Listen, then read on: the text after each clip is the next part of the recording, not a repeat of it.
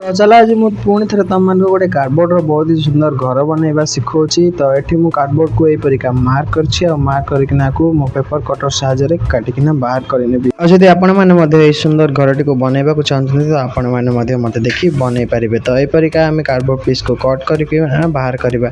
आ बाकी स्टेप आपण मैंने मत देखिकिना बनई नियंतु। तो वीडियो को लास्ट पर्यंत देखिए, देखला जानीजे जो मुझे केमी बनई। तो वीडियो को लास्ट पर्यंत देखिए। आज जब वीडियो भल लगे वीडियो को गोटे लाइक आम चैनल को सब्सक्राइब करने को जमा भूलि। हाँ सांगसाथी मानक शेयर कर। तो चलो बनइबा।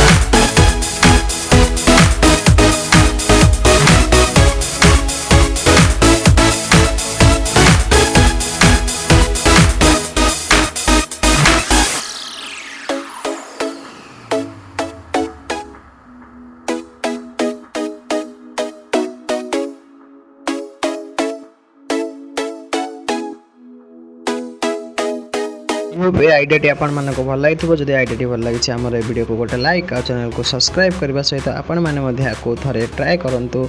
आपण मैंने स्कूल प्रोजेक्ट रे व्यवहार करेंगे, घर को डेकोरेट करने व्यवहार करेंगे। तो आज बस ये पुणी देखा एक नुआ वीडियो।